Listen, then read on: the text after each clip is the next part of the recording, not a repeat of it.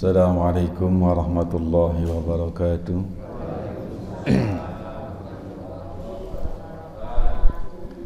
Bismillahirrahmanirrahim.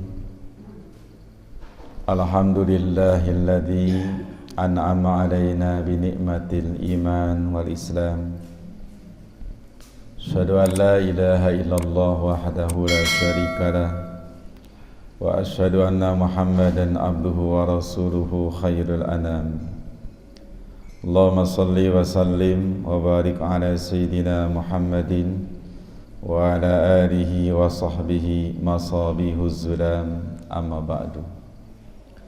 Hadratul Mukarramin, jajaran DKM Masjid Al-Hikmah yang insyaallah dimuliakan oleh Allah Subhanahu wa taala. Para asatid, para guru, para orang-orang tua, bapak-bapak haji, ibu hajah, seluruh jamaah salat subuh yang insyaallah diberkahi oleh Allah Subhanahu wa taala. Alhamdulillah, pada kesempatan pagi hari ini kembali kita dapat bersilaturahmi dalam rangka menunaikan ibadah salat subuh berjamaah. Mudah-mudahan amalan ibadah kita diterima oleh Allah Subhanahu wa taala. Salawat beserta salam mudah-mudahan disampaikan kepada Nabi akhir zaman, Rasul pilihan, yaitu Nabi kita Muhammad sallallahu alaihi wasallam, dan atas keluarganya, sahabatnya, serta mudah-mudahan kita sebagai umatnya mendapatkan syafaatnya kelak nanti di yaumil qiyamah. Jamaah yang dimuliakan oleh Allah Subhanahu wa taala, melanjutkan kajian tafsir Al-Quran surat Al-Bayyinah, surat yang ke-98 pada ayat yang kelima. A'udzubillahi minasyaitonirrajim. Bismillahirrahmanirrahim. Wa ma umiru illa liya'budullaha mukhlisina lahuddin hunafa'a wa yuqimus salata wa yu'tuz zakata wa dzalika dinul qayyimah. Wa ma umiru, padahal tidak diperintahkan mereka, illa liya'budullah, melainkan agar beribadah kepada Allah, mukhlisina lahuddin, mengikhlaskan di dalam beragama, hunafa'a, lurus, wa yuqimus salata, dan mereka mendirikan salat, wa yu'tuz zakata, serta menunaikan zakat, wa dzalika dinul qayyimah, dan demikian itu adalah agama yang lurus. Pada ayat sebelumnya Allah Subhanahu wa taala menjelaskan orang Yahudi dan Nasrani, mereka terpecah belah setelah datangnya penjelasan. Apa penjelasan? Al-Quran dan hadirnya Rasul.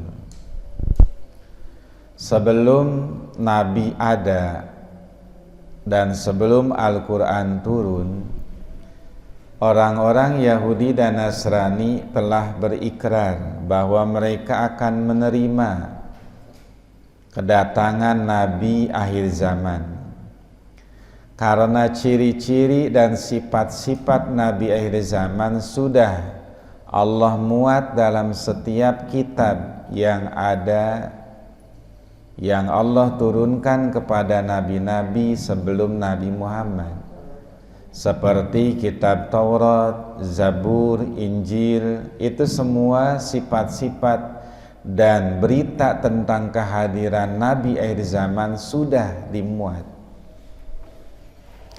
Namun apa yang terjadi setelah Nabi lahir, datanglah Al-Quran, berbalik. Yang tadinya akan percaya jadi malah menentang, yang tadinya mau mengakui malah mengingkari, yang tadinya mau ikut tapi malah lari. Kenapa itu terjadi? Karena ada sifat iri dan dengki yang mereka khawatir kalau Nabi Muhammad ada dan dijelaskan kepada umat, maka pasti mereka akan ditinggalkan oleh umatnya. Karena ditinggalkan oleh umatnya, otomatis income, pemasukan tidak punya. Maka kekhawatiran itulah yang kemudian ada pada ulama-ulama Yahudi dan Nasrani. Akhirnya mereka kemudian menentang kehadiran Nabi, menyembunyikan tanda-tanda dan sifat-sifat Nabi yang ada di dalam kitab-kitab mereka. Sengaja ditutup, tidak dibacakan kepada umatnya, tidak disampaikan kepada umatnya tentang keberadaan Nabi akhir zaman. Otomatis mereka tidak tahu bahwa akhir zaman akan ada Nabi terakhir. Nah, ayat ini Allah Subhanahu wa taala menjelaskan wa ma umiru illa liya'budullah muhlisina lahuddin. Padahal huruf waw yang ada pada lafadz umiru wa ma umiru itu adalah wawulil hal, menunjukkan akan alasan. Tidaklah, padahal tidak mereka diperintahkan untuk beribadah kepada Allah muhlisin, ikhlas. Artinya, ya kalau memang mereka tadinya mengakui akan adanya Nabi Muhammad, harusnya begitu Nabi ada, harusnya setelah Al-Quran ada, mereka mengakui. Kenapa? Karena Nabi datangnya juga dari Allah, dan itu dimuat dalam kitab-kitabnya. Lah kalau enggak nerima, kan berarti sama dengan tidak percaya dengan Allah. Sebab mengingkari satu ayat dari kitab Allah sama seperti mengingkari seluruh ayat. Tidak percaya kepada satu nabi, maka sama dengan tidak percaya kepada seluruh nabi.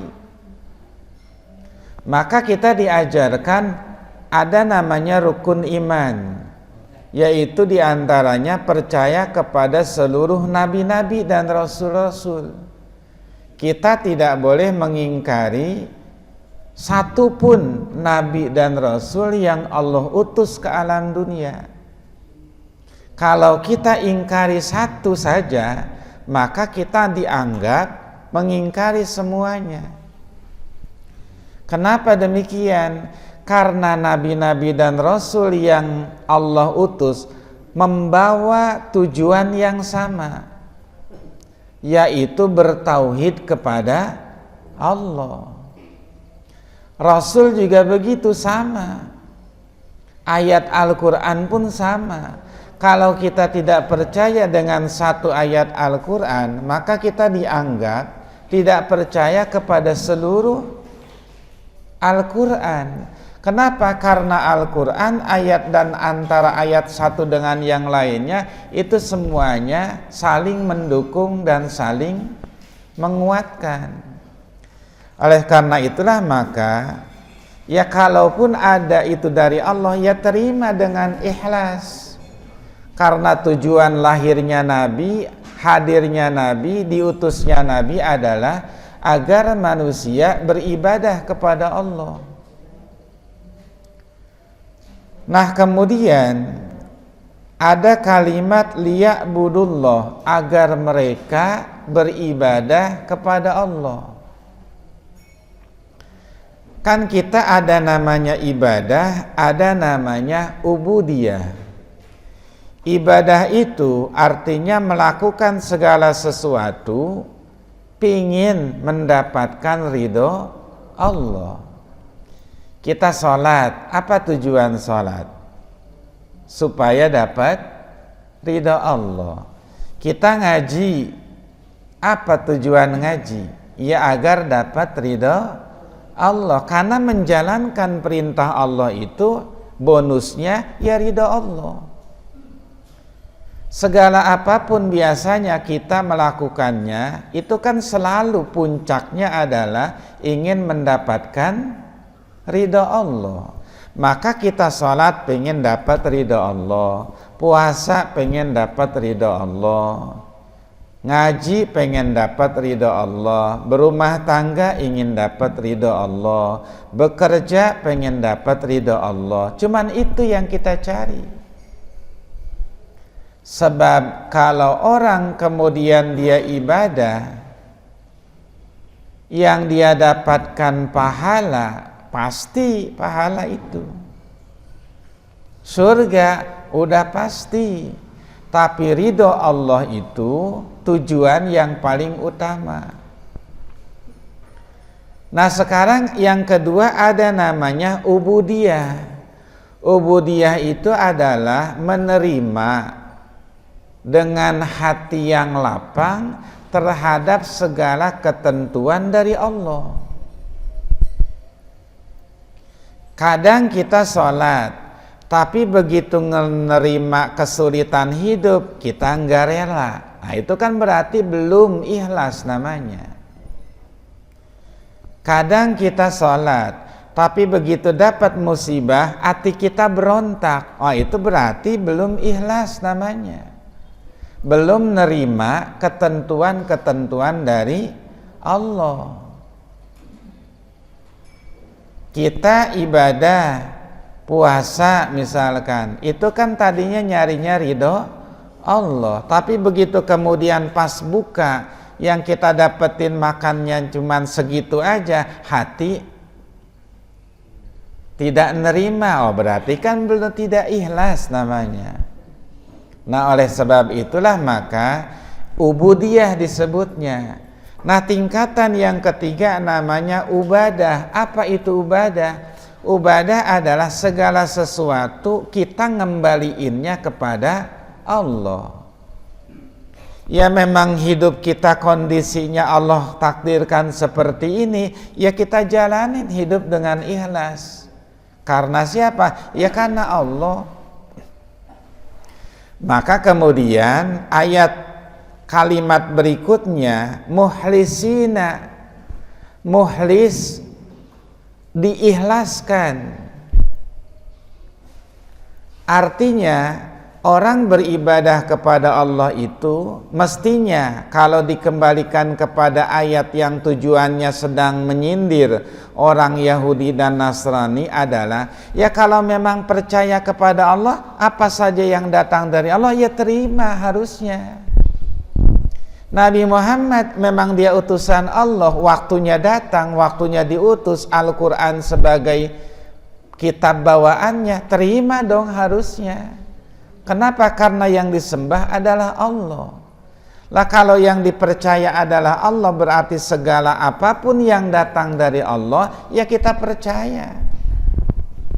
Nah kalau kemudian percayanya kepada Allah, mengaku ibadah kepada Allah, tapi apa yang datang dari Allah tidak diterima, lah di mana percayanya? Iman itu kan keyakinan artinya. Berarti kalau di dalam hati kita iman kepada Allah, kita yakin segala apapun yang terjadi kepada kita itu adalah takdir yang ditentukan oleh Allah. Pasrah, berserah diri kepada Allah, maka kemudian ikhlas disebutnya. Muhlisin itu adalah mengikhlaskan diri, berarti asalnya keruh. Ahlaso yuhlisu ihlason. Jadi kalau orang ibarat, kalau air dari keran itu agak keruh, maka biasanya kita tampung pada wadah, kemudian kita biarkan sehingga kotoran-kotoran yang ada di atas turun ke bawah. Akhirnya air bagian atas menjadi bersih, baru kita pakai. Nah ikhlas model begitu. Tadinya kita ibadah kepada Allah itu mungkin pengen pahala, pengen pujian, pengen dikatakan orang baik, pengen kemudian mendapatkan hormat dari orang, dihargai oleh orang. Tapi kemudian kita tahu bahwa ibadah itu kan tujuannya Allah. Maka kita tidak boleh nyari pamrih dari manusia. Manusia mau bilang apa, terserah. Kita yang penting ibadah adalah untuk mencari ridho Allah. Kalau Allah sudah ridho, enggak ada manusia yang tidak ridho. Maka kemudian ketika kita mengikhlaskan diri, ya berarti nerima apapun yang datang dari Allah, ya kita terima, kita yakini, dan kita jalani. Sehingga kemudian kata ulama, tandanya orang hidupnya ikhlas itu satu, dia selalu mengisi waktunya untuk beribadah atau setidaknya dia berzikir kepada Allah. Dia nggak membiarkan waktu kosong, luang, nggak ada manfaatnya. Waktu-waktu jeda, ya walaupun mungkin mulutnya diam tapi hatinya zikir kepada Allah. Walaupun mungkin aktivitasnya sedang berjalan tapi selalu diisi dengan zikir kepada Allah. Sambil jalan pagi tangannya selalu subhanallah, subhanallah, subhanallah, diikuti dengan hatinya. Maka orang yang ikhlas begitu. Kenapa? Karena dia nyari ridha Allah. Dimanapun dia berada, dia berusaha meyakini Allah melihatnya, dia meyakini Allah memandangnya, dan Allah bersama dia, sehingga dia pengen selalu ada di dekat Allah. Yang kedua, dia mampu bersedekah walaupun dalam keadaan kurang. Biasanya kita bersedekah itu menyisihkan atau menyisakan.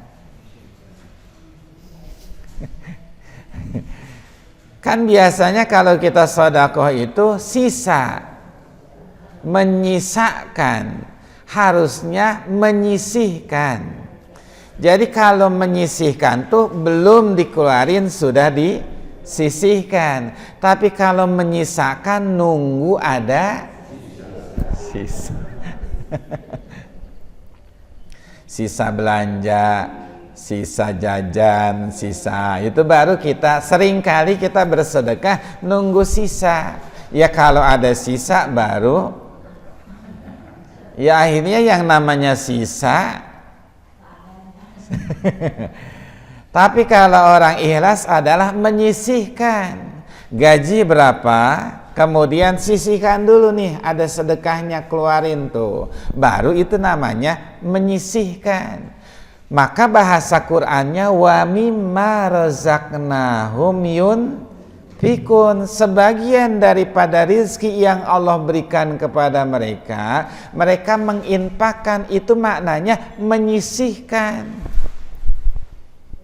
bukan menyisakan. Maka orang yang ikhlas, mau dia punya banyak, mau dia punya dikit, ada jatah buat sedekah. Karena nilai daripada sedekah bukan dilihat daripada besarnya, tapi pada kemauan orang untuk bersedekah. Orang punya duit 1 miliar dengan orang yang punya duit 100.000, bisa jadi pahalanya sama. 1 miliar dia keluarkan 1 juta, pasti nggak banyak kurangnya. 100.000 kita keluarkan 10.000, kan juga pasti berkurang. Tapi berkurangnya banyak karena duitnya cuman 100.000. Kita punya duit, kemudian 10.000 kita sisa, kita berikan sedekah 1.000, maka kan berarti makin kecil. Tapi pahalanya sama antara yang sedekah 1 miliar dengan sedekah yang hanya 100.000 atau 10.000 daripada 100.000, 1 juta dari 1 miliar, pahalanya sama. Kok bisa sama? Iya, karena pada saat mengeluarkan itu hati kita.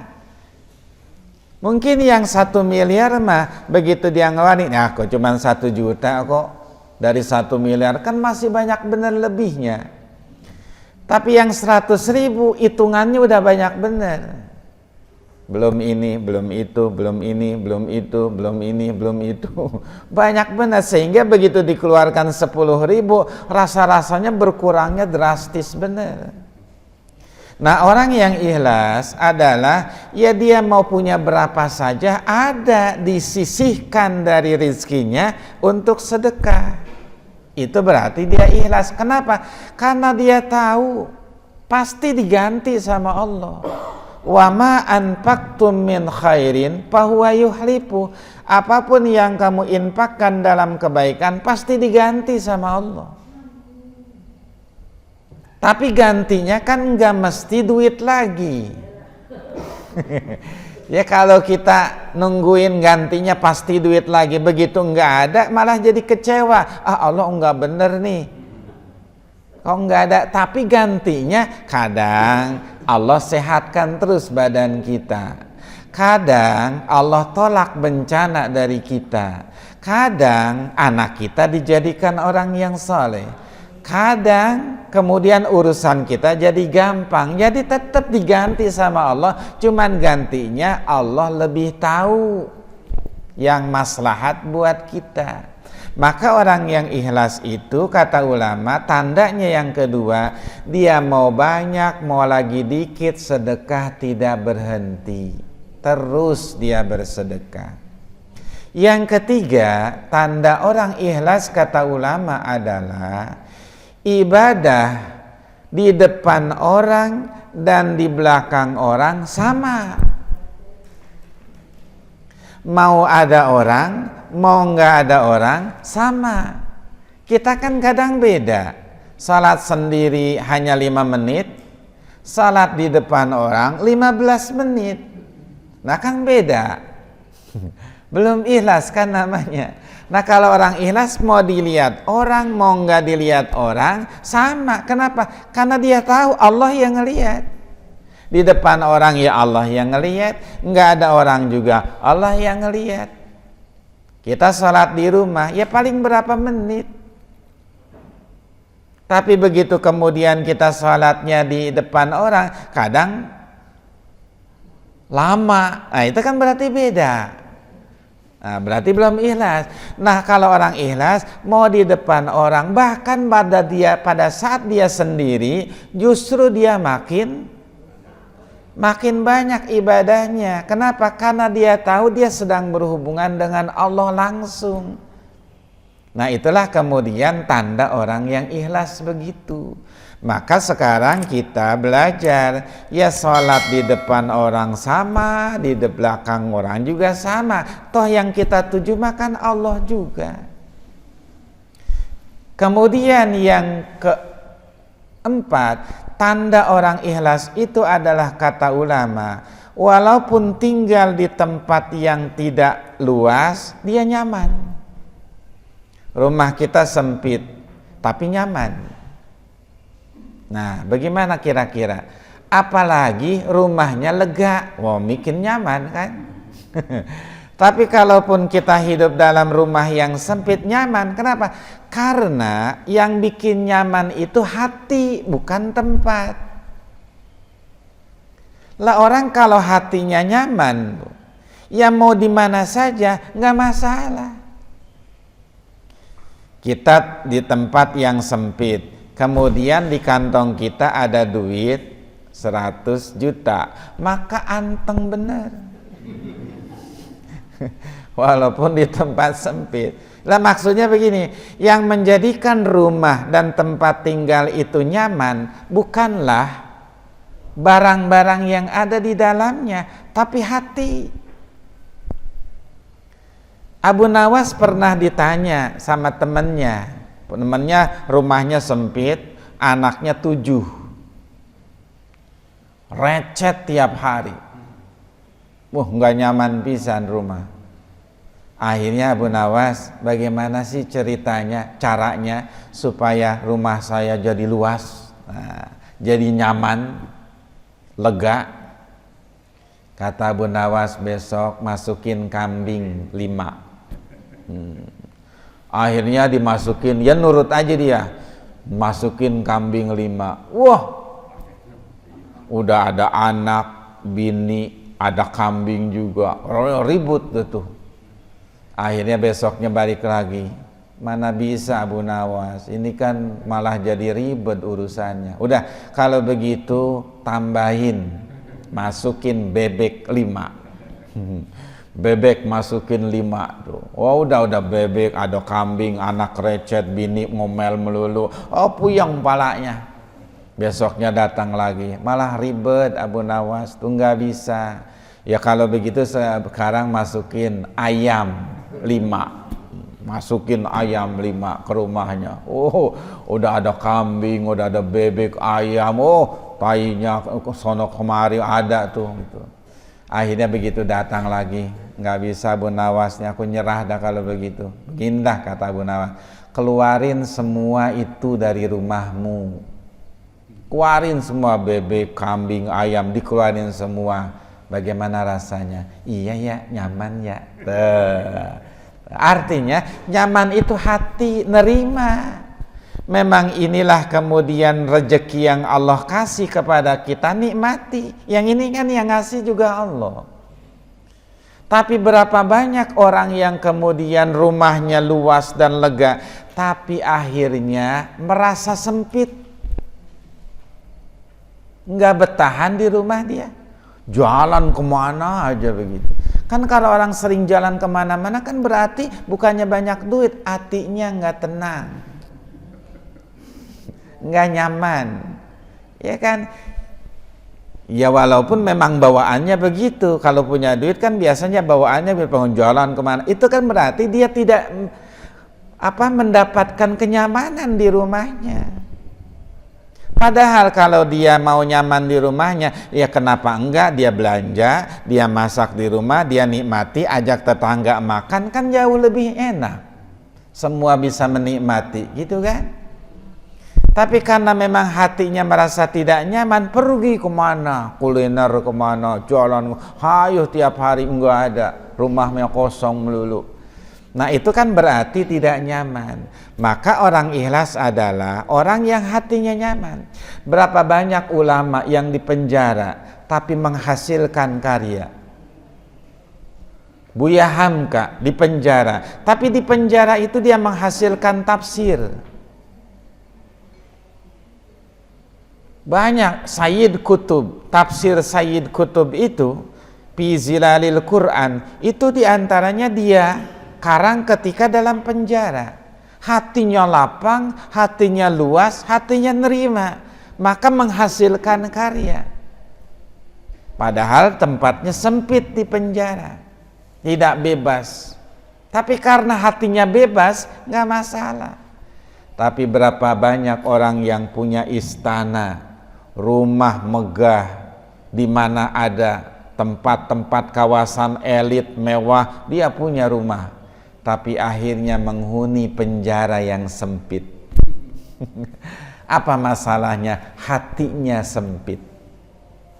Menerima dengan ikhlas ketentuan dari Allah, itu yang membuat orang hidup itu dicintai oleh Allah Subhanahu wa ta'ala.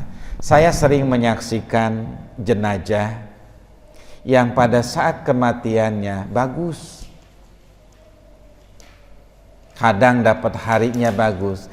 Saya lihat kehidupan sehariannya ya cuman ibadah ya biasa, enggak menonjol, bukan orang alim, bukan orang berilmu, tapi kok kenapa meninggalnya kok bagus, yang takjiah banyak, yang bersimpati banyak. Padahal dia bukan orang yang kaya, bukan orang yang serba ada. Ternyata kuncinya hanya ikhlas dia. Ya nerimo gitu kata orang Jawa kan. Pokoknya nerima apa yang memang sudah, ya suaminya dapat segini nafkahnya, ya dia terima itu, dia siasati supaya bagaimana cukup. Kemudian ketika dia hidup, ya makan memang dapatnya itu, ya dia makan dengan nikmat, nggak pernah berontak hatinya. Kenapa makan ini? Kenapa ini? Ya kenapa memang adanya itu. Maka orang-orang yang begitu nerima hidup dengan ikhlas tuh, ya itulah akhir hidupnya jadi bagus. Orang tua kita dahulu coba lihat, anaknya banyak, apa dia ngeluh? Enggak. Ya dia jalanin walaupun brojol tiap tahun. Istilahnya kan begitu, brojol tiap tahun. Apa dia ngeluh, dia ngomel sama suaminya, bikin anak mulu, repot tahu? Enggak, dia jalanin aja dengan ikhlas begitu. Dia rawat anaknya, maka meninggalnya kok jadi bagus, karena dia ikhlas nerima. Kemudian ada seorang suami yang begitu meninggal, kok dia bagus akhirnya, karena dia nerima kondisi kekurangan istrinya. Memang istrinya tidak selengkap apa yang dia bayangin, kan pengennya kan sempurna, bisa masak, bisa segala macam begitu, tapi ternyata masak air aja geseng.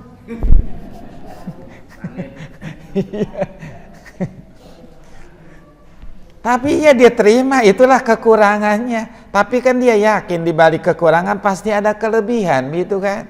Maka kemudian dia ikhlas nerima, kemudian dia siasati bagaimana bisa membahagiakan keluarganya. Dia lelah walaupun capek, dia berusaha untuk menghibur anaknya. Maka orang-orang yang begitu ikhlas nerima hidup, itulah yang akhir hidupnya bagus, walaupun dia bukan ulama. Maka ada ungkapan dari ulama adalah, kam min alimin yamutu jahilan, wa kam min jahilin yamutu aliman. Berapa banyak orang yang ngerti matinya bodoh, dan berapa banyak orang yang bodoh matinya ngerti. Apa maksudnya? Banyak orang yang berilmu, pengetahuannya luas, gelarnya banyak, tapi hidupnya enggak ikhlas. Dia ngarang buku, dia kejar royaltinya, kalau tidak ada, wow dia marah-marah, segala macam. Ya kan berarti tidak ikhlas hatinya. Begitu dia ceramah atau dia menyampaikan bahasan, kemudian begitu dikasih amplop ternyata tidak sesuai dengan bayangannya, nandain besok gua nggak mau kemari lagi. Itu kan berarti nggak ikhlas namanya. Biasanya kemudian muridnya yang mustami, pendengarnya adalah banyak, tapi begitu kemudian dikit akhirnya nggak semangat dan akhirnya udah libur aja dulu. Akan berarti tidak ikhlas namanya. Nah itulah kemudian banyak orang yang alim tapi matinya bodoh. Tapi banyak orang yang bodoh matinya alim. Ya memang hidupnya dia bukan ahli ilmu, dia bukan ahli ibadah, tapi dia nerima berbagai ketentuan Allah dengan ikhlas. Dia jalani ujian, cobaan, musibah dengan yakin ini adalah pemberian Allah, matinya bagus. Nah oleh sebab itulah maka ikhlas itu begitu. Terakhir kata ulama, ciri orang ikhlas adalah dipuji dan dicaci sama. Ya, dipuji dan dicaci sama. Kita kan kalau dipuji terbang, kalau dicaci tumbang. Kita kan begitu. Begitu dipuji naik kita. Tapi begitu dicaci tumbang kita. Begitu kemudian dipuji, akhirnya ibadahnya mantap tuh. Wah, karena dipuji. Tapi begitu enggak ada yang muji, kendor. Nah orang yang ikhlas mau dipuji mau dicaci sama. Kata Gus Dur, kalau orang dipuji dan dicaci itu tidak sama, berarti hamba amatiran. Jadi masih amatir namanya. Belum hamba beneran. Nah orang yang kemudian dia ikhlas adalah orang mau muji mau caci, ya serah. Orang punya mulut untuk komentarin kita. Dan kita nggak bisa bilangin, awas komentar jelek sama saya. Ya nggak bisa, mulut-mulut dia. Pasti yang menggerakkan itu juga Allah juga kan. Maka mau ada cacian, ketika ada cacian itu berarti koreksi buat kita. Ketika ada pujian berarti kembalikan kepada Allah. Itu aja caranya. Mungkin orang mencaci maki kita karena ketidaktahuan dia. Al-insan aduwwu ma jahila. Manusia itu punya sifat memusuhi sesuatu yang dia tidak tahu. Ya kalau kita tidak tahu berarti kan kita biasanya antipati karena memang kita tidak tahu. Tapi begitu tahu, pasti beda. Ih sombong amat tuh orang. Nah, kalau naik motor enggak pernah nengok gitu. Ya rupa-rupanya dia nggak tahu sebab matanya kurang awas. Kalau naik motor dia nggak fokus bisa nabrak. Nah itu masalahnya. Dan dia nggak mungkin bilangin. Ya itu dia mah hanya nyangka aja. Kalau naik motor padahal ada kita di pinggir, enggak pernah dia tengok gitu. Kali bagaimana, ditegur juga kadang-kadang. Ya, tapi matanya tetap ke sono. Kan sombong bener, padahal enggak tahu dia ada gejala katarak. Jadi kalau sudah bawa motor enggak bisa fokus, kalau enggak begini tuh enggak begitu kelihatan lah, kalau meleng dikit hilang jalanan. Iya.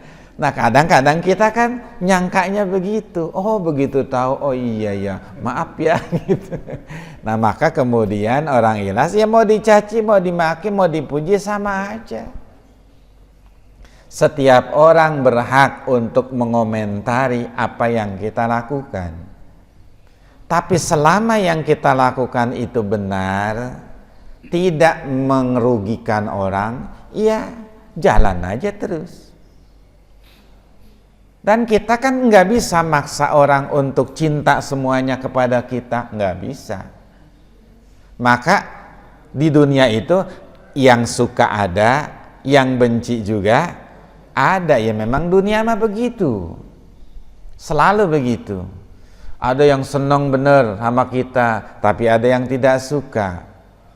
Iya begitu dunia, nggak mungkin semuanya. Nabi Musa bilang begini, ngadu sama Allah, ya Allah, ribet amat ini jadi nabi. Emang kenapa? Orang nyaci maki saya melulu,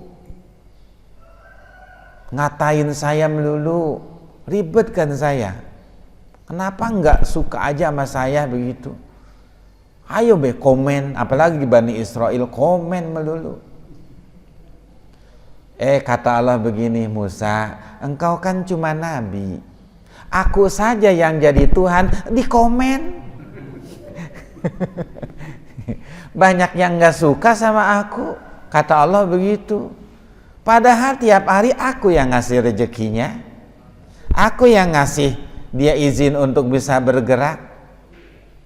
Tiap hari aku yang nolongin dia. Tapi aku kemudian dimusuhin. Tuh, aku aja yang jadi Tuhan, banyak musuhnya, apalagi engkau cuma nabi. Akhirnya Nabi Musa sabar aja udah. Lah begitu kan. Maka Allah singgung di dalam Al-Quran surat Yasin, awalam yarol insanu anna khalaqnahu min nutfatin fa iza huwa khosimum mubin. Apakah mereka tidak lihat, aku ciptakan manusia itu dari nutfah, air yang hina. Fa iza huwa khosimum mubin, ternyata dia musuhin sama Allah. Diciptakan dari air sperma aja musuhin Allah, apalagi kalau diciptakannya dari emas.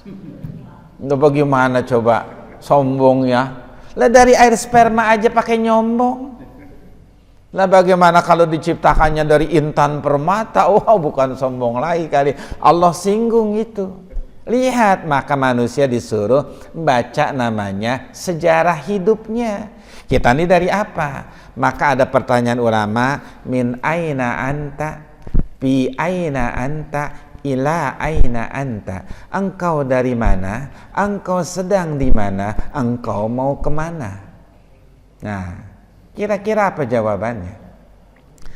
Engkau dari mana? Lah kita ini dari Allah. Ya dari sperma kita, dari bahan yang hina.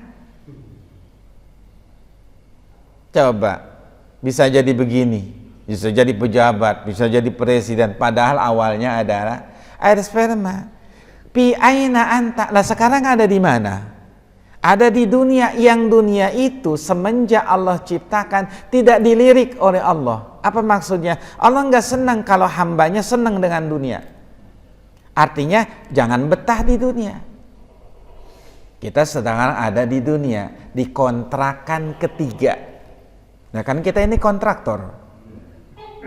Iya, kontraktor. Pertama kita ngontrak di alam arwah. Bukan punya kita, punya Allah, kita ngontrak.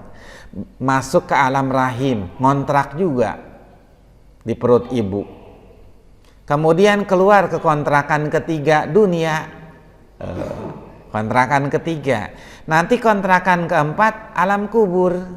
Tuh. Baru nanti aslinya ke kampung sendiri, mana akhirat. Nah, balik tuh terakhir. Makanya kalau orang meninggal disebutnya berpulang. Berpulang ke rahmatullah, padahal pulang kampung aslinya. Kenapa? Karena kampung kita awalnya surga. Nabi Adam di mana dulu ditaruhnya? Di surga. Nah bagaimana caranya bisa pulang kampungnya juga ke jangan nyasar pulang kampungnya ke neraka nanti repotnya. Berarti kan nyasar, bukan kampung kita. Maka kemudian disitulah manusia hidup. Nah nanti terakhir kita mau kemana? Ya mau pulang.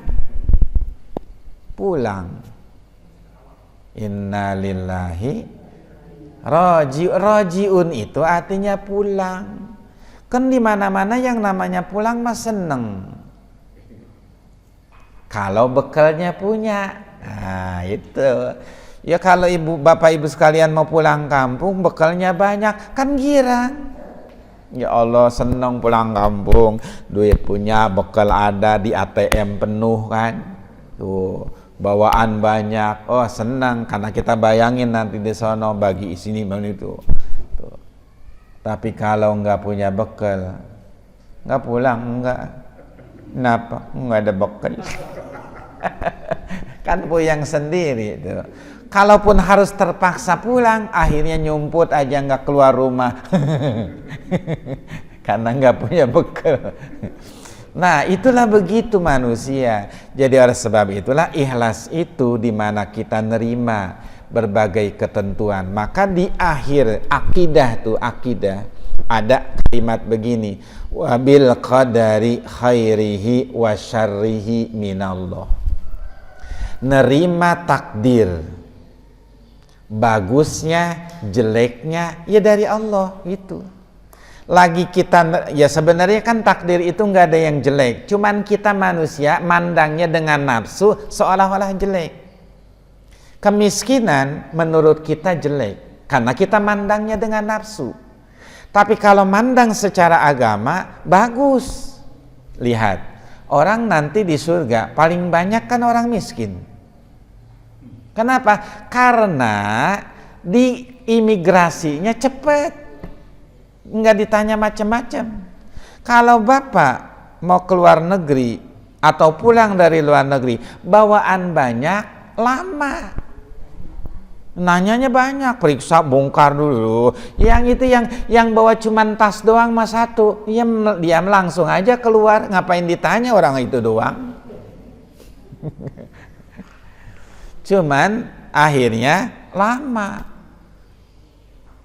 Emang berarti kita kan bukannya harus miskin, cuman kalaupun Allah berikan kita banyak rezeki, jangan dibawa sendiri, repot, nanyanya nanti banyak, titipin nama orang.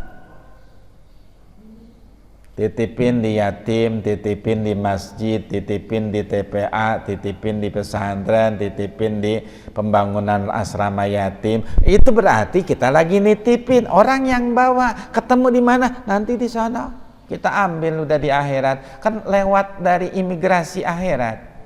Nah inilah kemudian ikhlas begitu. Mukhlisin lahuddin, mengikhlaskan dalam beragama. Agama ini artinya adalah apa yang kita jalani. Ya disuruh bangun malam, bangun. Suruh bangun subuh, ya kita jalanin. Itu ikhlas namanya.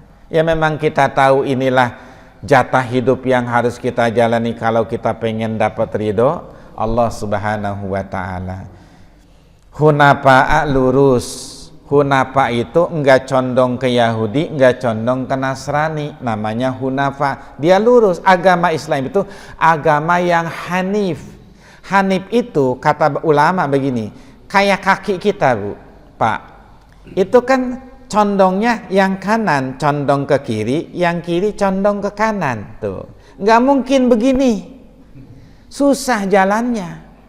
Tapi manusia kakinya yang kanan dia condong ke kiri, yang kiri condong ke kanan supaya dirinya benar. Coba kalau begini, enggak benar dirinya, ngabisin lapak orang.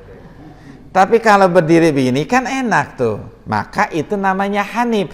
Dia enggak ke sono, enggak, ya pokoknya condong begini sehingga nepaknya kita jalan tuh enak. Nah itu hanif disebutnya. Agama Islam tidak condong kepada Nasrani, tidak condong kepada Yahudi. Semua Nabi Isa kita akui dia Nabi bukan Tuhan. Nabi Ibrahim kita akui dia bapaknya para Nabi, dia bukan Tuhan.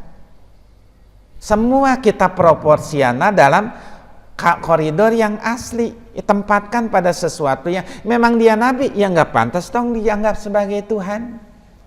Memang dia hanya utusan Allah, jangan dikultuskan lalu menjadi Tuhan yang disembah. Maka ada, ya Allah Tuhan kita, itu namanya hanif disebutnya. Nah oleh sebab itu maka agama Islam itu seperti itu. Nah kemudian wa yuqimus shalat wa yutuz zakat, mendirikan sholat, menunaikan zakat. Ini tanda hablum minallah dan hablum minanas. Orang ikhlas itu adalah orang yang ke Allah hubungannya bagus, ya kepada manusia juga hubungan. Salat simbol hubungan kita dengan Allah, zakat simbol hubungan kita dengan manusia. Itu simbol keikhlasan itu. Nah, wazalika dinul qayyimah. Nah, inilah yang disebut agama yang lurus nih, begini namanya. Ada sholat, ada zakat, ada hidup nerima ketentuan Allah. Nah ini agama yang lurus. Selain itu tidak ada agama yang seperti agama Islam. Maka kita bersyukur kepada Allah karena kita ditakdirkan sebagai orang yang menerima agama Islam. Mudah-mudahan iman kita diterima oleh Allah subhanahu wa ta'ala.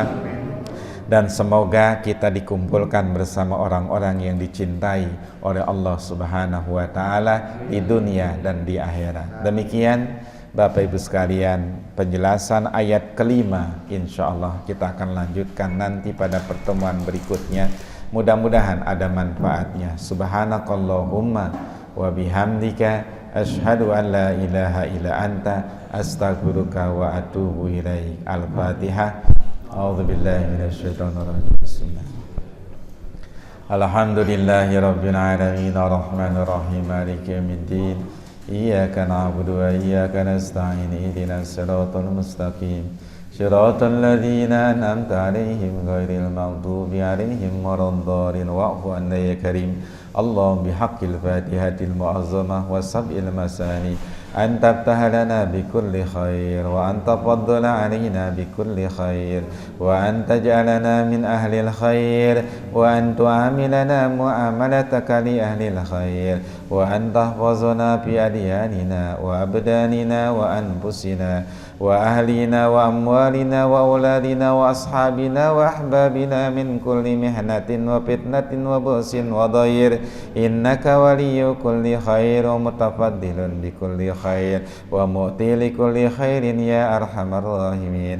سبحانك اللهم وبحمدك نشهد أن لا إله إلا أنت نستغفرك ونتوب إليك. وصلى الله على سيدنا محمد وعلى آله وصحبه أجمعين. Subhana rabbika rabbil izzati amma yasifun. Wassalamun alal mursalin walhamdulillahi rabbil alamin. Assalamualaikum warahmatullahi wabarakatuh.